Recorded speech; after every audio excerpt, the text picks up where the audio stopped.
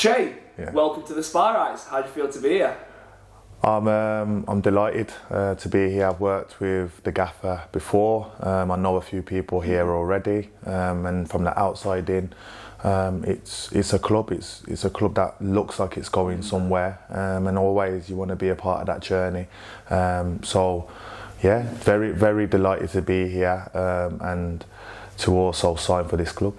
You mentioned the gaffer there. We can't not speak about him. One of the sort of best gaffers around the lower leagues, isn't he? So is he a sort of big factor in your move? And what do you obviously know about the gaffer? No, I had a good time with him at obviously Wigan, and I had a good relationship with him there as well. So, of course, it comes into it, and obviously knowing coaching staff in Gary Roberts, and I played with him. So, it's always a good factor. He's done well here before, and I know what he's all about. He's a winner. He wants to have success, and if I can help towards that, then hopefully I can. So yeah, that's it.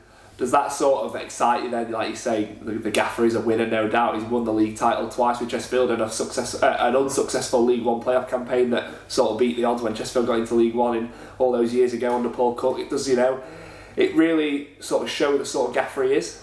Yeah, so he's been at the heights of Championship and been at some big name clubs, and for him to go into the National League, which is a tough league, and then to have it wrapped up as soon as you did was really good. After not going up the previous year, and I actually, to be fair, I actually rang the gaffer after then and said, gutted, because you'd done awesome in that game, to get yourself in front, and then for you to go out in penalties was heartbreaking, really. But for him to stay on the job and to get the club promoted into League Two in the way how you did it is credit to the way how he works, and I think he's very ambitious, and that hasn't changed from when I met him those years ago. So hopefully we can do that again. It's not going to be easy, but hopefully the groundwork's been put in, and it gives us a solid base to be successful.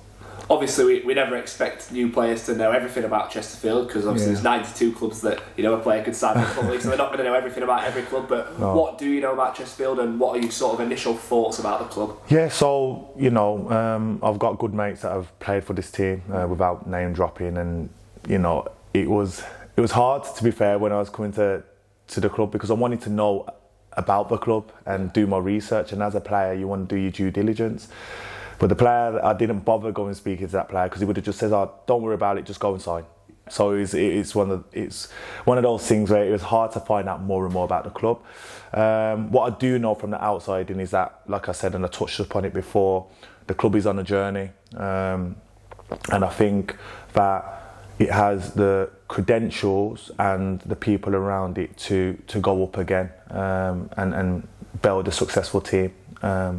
So there's a few players that I already know, players from my Wigan days, players from my Kidderminster days, in terms of Jamie Grimes, Tyrone Williams, and then obviously people would have the obvious connections with Wigan as well. So I didn't even reach out to them. So just respectful as well. I could do my due, but I felt like there was something here at the club. It was almost like there was rumours that I was coming to this club before I even knew, believe it or not. So it was circulating. It says, "Oh, are you going there?" I was like, "I've not even heard about it." But I am a man of law of attraction, and I think it's right that I'm here, because even people who was at my previous club was telling me that I was coming here, and I didn't even know about it at the time. So I think it feels right.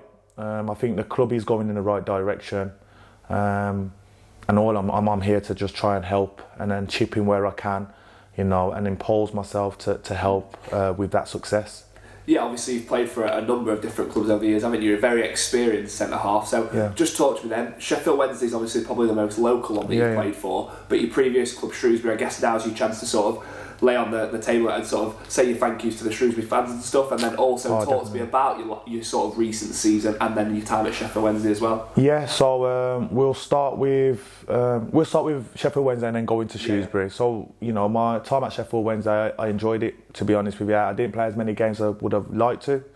I'd come off a nasty leg break at Wigan, and then I got myself and built myself back up. Over 11 months, but I felt like I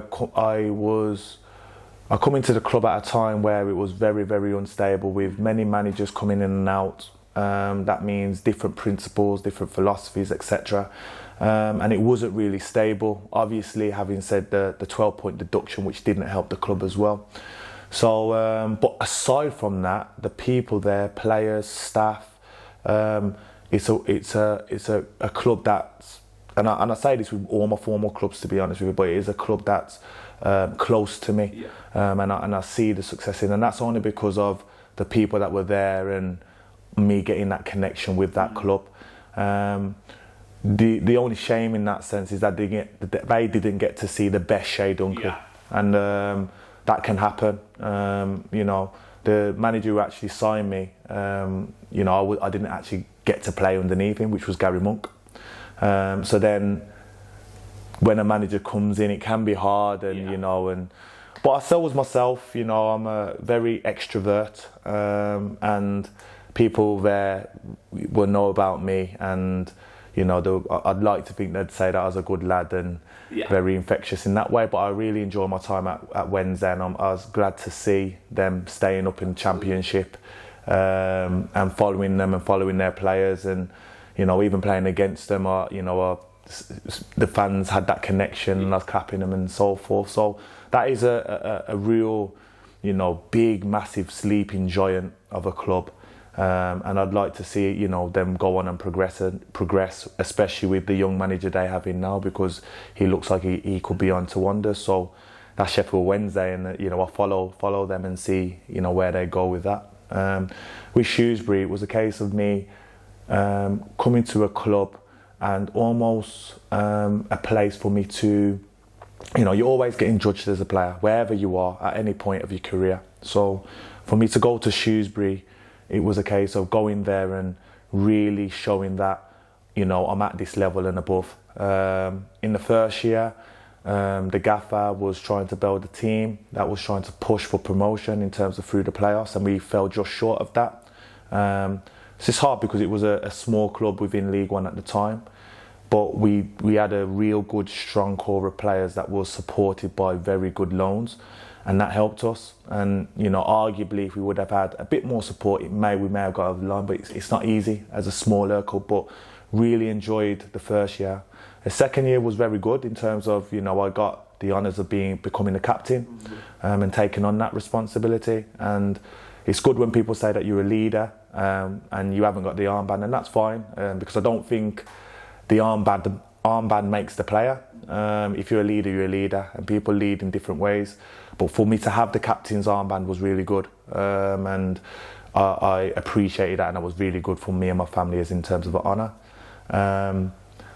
It was a bit more challenging because the club was going down a different route, and trying to stabilise the club. Really, it was going through stabilisation. And with that came with a little bit more with more younger players, inexperience coming into the dressing room, rather than more experience. So it's almost contrast to the first year.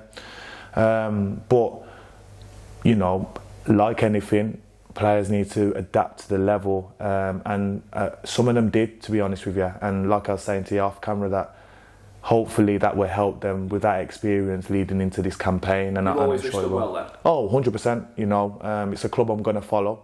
And it's local to where I'm from in terms of Wolverhampton. So, they've got good people around there. Got on well with the physio. Got on well with the gaffer when he come on. He was really good with me. So, really good people there.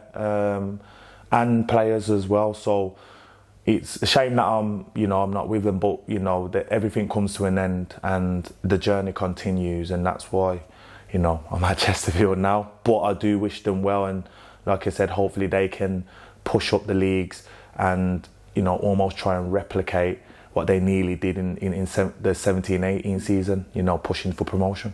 Absolutely perfect. Rounded up really well. And then in terms of you as a player, if for anybody watching this who's never watched Chey Dunkley play, how would you describe yourself? Well, I've got a lot of scars on my face, so I'm very, I'd say that I'm a dominant centre half. I'm a defender first at heart, you know, so my aim is to try and organise. I said in the interview already, I'm an extrovert. I do like to talk. Communication is a big thing. So I'd say that I'm a player that's very dominant, likes to defend, likes the art of defending. And on the other side, if you're talking offensively, I do like to pick up a few goals. So, you know, maybe hopefully I can chip in with a few goals where I can, but that's not my main aim. It's a case of coming in, trying to, you know, build a team that is good and defensively sound.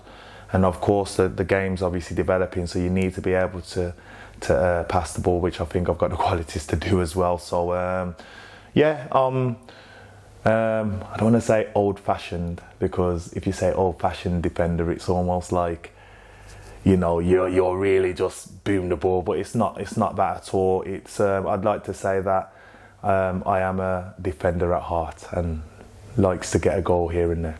Just finally from me then, what's your message to the Chesterfield supporters, and how much are you looking forward to the pre-season starting? So, can't wait to see them. You know, I know that the club was averaging around 8,000, 9,000, and towards the end of the season it was 10,000. So it's a club that can be rocking when things are going well. It's gonna be tough, because to get promotion at any level it is tough. But I can't wait to actually, you know, put the jersey on, represent the badge correctly, and hopefully they can enjoy the games that I'm a part of, and hopefully that's a lot of games this season, this coming season. What else was the question? Did you ask? Sorry. How are you looking forward to the season starting? Can't wait to get back. Off season, you know, you do enjoy the break. You go on holiday. But I think for most players, they'd like to get back to the bread and butter, and that is coming in, you know, all the banter that happens with the players, that's normal. Training on a day-to-day basis, you kind of miss that. So it's like you want to have your holiday, but like you said, I can't wait to get back in with the lads and meet all the new lads as well.